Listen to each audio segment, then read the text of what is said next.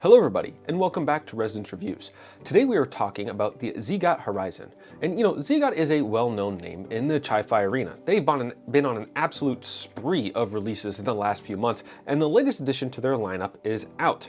It's the ZiiGaat Horizon, which is a new tri-bred IEM featuring 1 dynamic and 2 bounce armature drivers and 2 planar drivers. Its bright raw sound signature and blistering upper register performance are compelling properties for some listeners. But is the Horizon a worthy buy for you?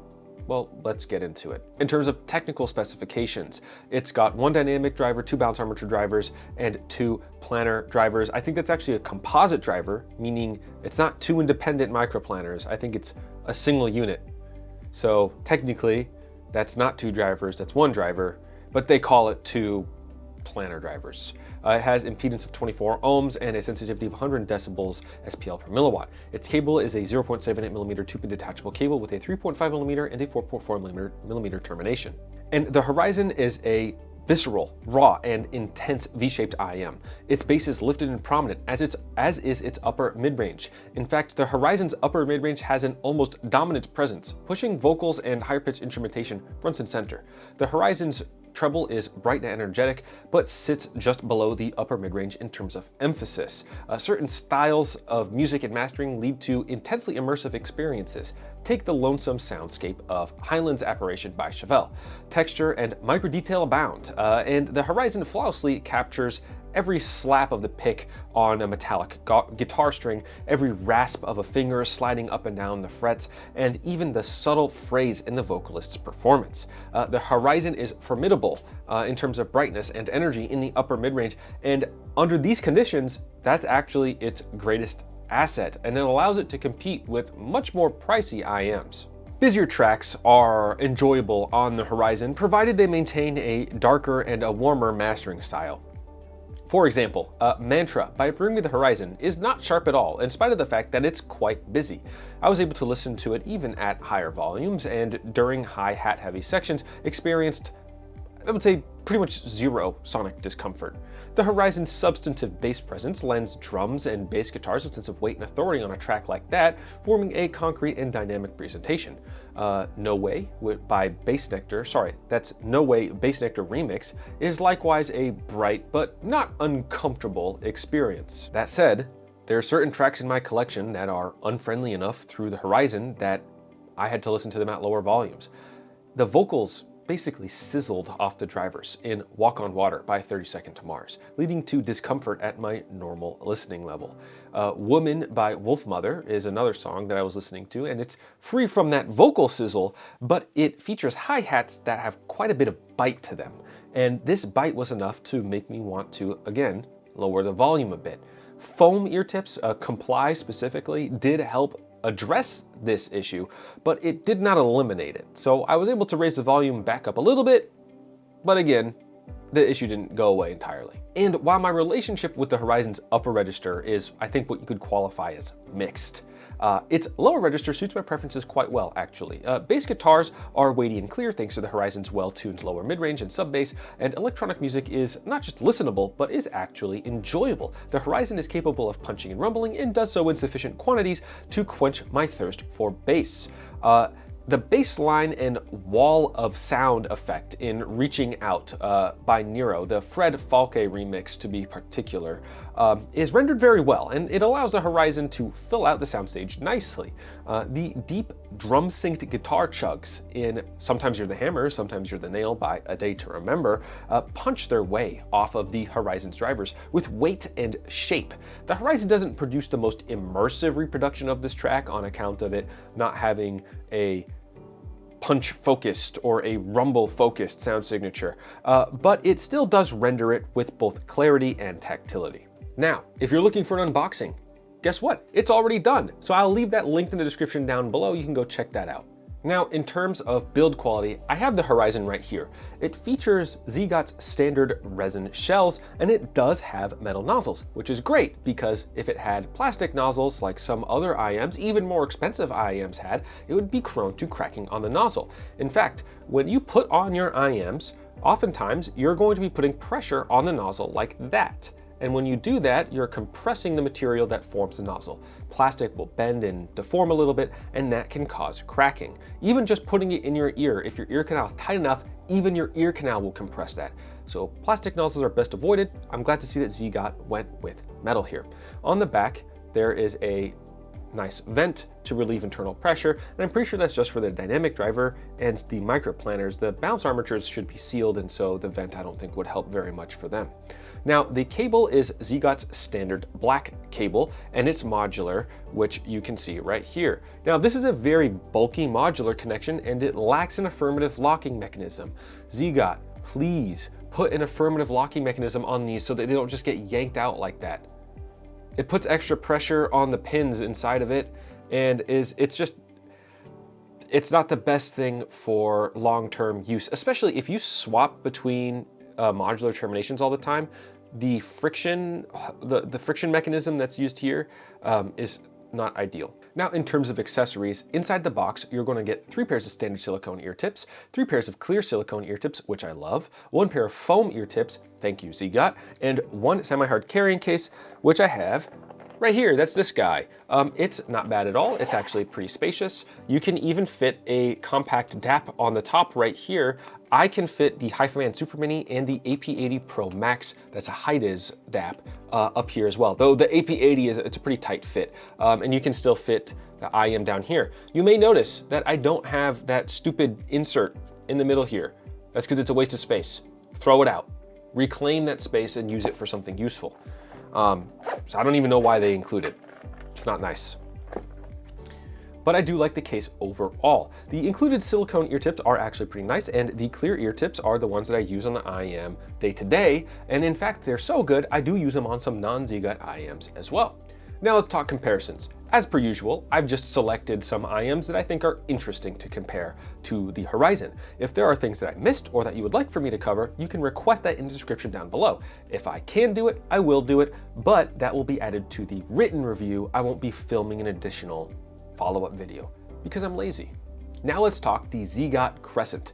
So to give you some background, the Crescent is a cheaper hybrid ZiiGaat IM coming in at $279. It has 2 dynamic drivers and 2 bounce armature drivers per side, and it lacks the Horizon's treble bound planner drivers. The general recipe for the Crescent sound signature is roughly the same as the Horizon's, but the details of the implementation are indeed different. The Crescent is brighter but less mid-range focus. It has a cooler, less prominent lower mid-range and a smoother, less raw treble. The Horizon is much more intense, owing to its considerable upper mid-range and treble emphasis. The Horizon's treble is extremely detailed and surfaces details more easily than the Crescent's in spite of its lesser treble emphasis. The trade-off here is that the Horizon sounds a little bit grainier, and it's also got some grit that the smoother Crescent does not have. Both IMs are sizzle prone. And the Crescent is better behaved on hotter tracks than the Horizon is. The Horizon's extra upper mid-range energy is a little bit more tiring to my ears, even if it does yield some improved technical capabilities in micro-texturing. The Horizon has 1 fewer dynamic driver, but actually is more engaging and has better sculpted bass response than the Crescent does. The Horizon's mild increase in warmth also pairs well with its healthier mid-bass speed, making it more appealing for bass-laden tracks, like those that you get from Flux Pavilion. Choosing between the 2 IMs is difficult for me because I am actually sensitive to both of them. The Horizon has the more performant setup, but it costs an extra $60. If you're not sensitive to that mid-range or treble sizzle, then the Horizon, in spite of its higher price tags, is probably the way to go. Its improved bass response and phenomenal detail retrieval make it quite the spectacle. The Crescent is comparatively pedestrian, although some listeners who want that more relaxed bass and mid-range may find it more appealing. Now let's compare to the Xenns Tea Pro. I'm pretty sure that's how you say it. The Tea Pro is an 8-driver hybrid IM featuring 2 dynamic and 6 balanced armature drivers per side. It runs about $360, making it a bit more expensive than the Horizon. For that extra cash, you get metal shells, a bespoke cable, and a bigger accessory package. I'm a big fan of the Tea Pro's build quality, in fact, and would like to see something similar on more future ZiiGaat models. The Horizon feels comparatively cheap in the hand, in spite of being so close in price. The new Odyssey 2, which is another ZiiGaat IM, does have metal shells that are very similar to the Tea Pros. So, ZiiGaat, can we get more of those, please? They're so good. And the Odyssey 2 costs less than the Horizon does. So why can't it have metal shells? I don't know, there's probably a reason. I don't know what it is, but please do consider putting those metal shells on more of your IMs. They're awesome. They feel much better in the hand. Now, tangent aside, sound-wise, the Tea Pro is fairly close in performance to the Horizon. Its upper mids are less emphasized and don't have that same level of reckless energy that the Horizon has. The Horizon is brighter and maintains a more dramatic upper treble. And the Tea Pro can, in rare cases, feel a little sharp, which is a far cry from the Horizon's more consistent dramatic outbursts. The trade-off here is that the Horizon better captures metallic timbres and shimmery textures. And the Tea Pro is a little bit warmer and has a broader mid and more active mid bass, but the Horizon does have a similar amount of bass. It doesn't rumble with as much body or punch with as much weight as the Tea Pro, but electronic music is pleasant on both nonetheless. I still do prefer the Tea Pro's bass though. Its mild increase in emphasis in the lower register does pay off in spades for the types of music that I listen to. And even if it's just 5 or 10% more rumble and punch, it's 5 or 10% more of what I like. So I like the Tea Pro more here. Especially when you take into account the fact that it's got metal shells, it's got a nicer cable, it's got a more robust accessory package. There's a lot to like. And it doesn't give me the consistent, well, I would say the semi-consistent discomfort that I get from the Horizon. Now let's compare to the HiSenior Cano Cristales. I think I'm saying that correctly. That's a 10-driver hybrid IM that goes for about $400. It's a proper V-shaped IM with a prominent bass, recessed lower mid-range, and bright treble. Well, I say bright, but it doesn't really sound bright compared to the Horizon. The Horizon is significantly more energetic in the upper mid-range and upper treble, only falling in line with the Cano Cristales around its lower treble. The Horizon makes this lean and clean sound signature that does contrast with a little bit more of the involved and weightier tuning from the Cano Cristales, but the Cano is bassier and more relaxed, and that allows it to be less tiring over time. The Horizon's upper treble and upper mids dominate its sound signature, allowing it to surface some details more easily than the Cano. But the Cano is able to insert them into the mix more organically than the Horizon, and it does so without really smudging or dropping details.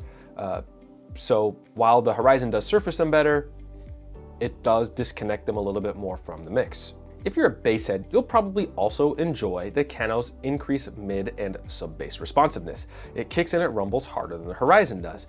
While the Cano does run you an extra $70, I think that the improvements and refinement are worth it for all but the most dedicated treble heads.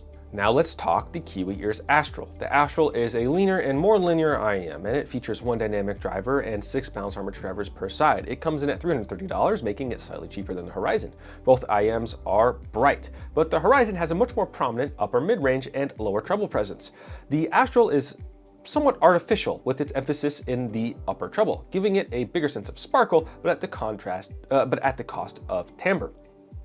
The Horizon is more intense than the Astral, and it one-ups it on upper treble performance, eking out a detail or texture here or there that the treble does kind of blur or bury. The Astral has a slightly warmer lower mid-range, but lacks the follow-through in the lower register that the Horizon has thanks to its lower mid-range, its mid-bass tuck. The Horizon's lower register is more complete, significantly more complete, and is more satisfying on drum-heavy tracks like FYM by A Day to Remember, or electronic tracks like the Yacht Club remix of Runaway by Galantis. Between the two, I'm going with the Horizon. While I am sensitive to its upper mids and treble, the Astral isn't exactly comfortable for me to listen to either. And that's in no small part thanks to its spike in the upper treble. The Horizon better aligns with my usual listening preferences and presents a more flexible sound signature that works on a wider variety of my musics. And if I have to listen to both of them at lower volumes anyways, I'm going to choose the one that's got more bass and is just easier to listen to on electronic music. For my conclusion, the Horizon is an aptly named bright IM. Its tribrid driver configuration yields immense performance, but at the cost of sharpness and sizzling. The Horizon's habitual intensity makes it well suited to those with ears not sensitive to upper treble or upper mid-range intensity. While the Horizon may indeed be an improvement on the Crescent and some of the earlier ZiiGaat models, it still lacks the restraint in the upper register that I need for comfortable listening. The Horizon's underlying performance is all there. It just needs a gentler disposition to really go the last 10% to make it fully accessible for listeners like me. Now, who is this for? This is for treble heads. This is for those who want bright V-shaped sound signatures and aren't afraid of energy in the upper register. This is for buyers who want exotic driver configurations because a tribrid like this still isn't that common. Who this is not for? This is not for treble sensitive listeners. This is not for listeners who want balanced upper mid-range emphasis. This is not for bass heads, and this is not for those seeking reference style sound. And with that, I would like to thank you very much for spending some time with me and learning more about what I think of the ZiiGaat Horizon. As always, there is a full-length written review linked in the description down below. And if you wouldn't mind, please do give us a like and a subscribe. It really helps out the channel, and it's going to help us reach a wider audience. And with that, as always, happy listening.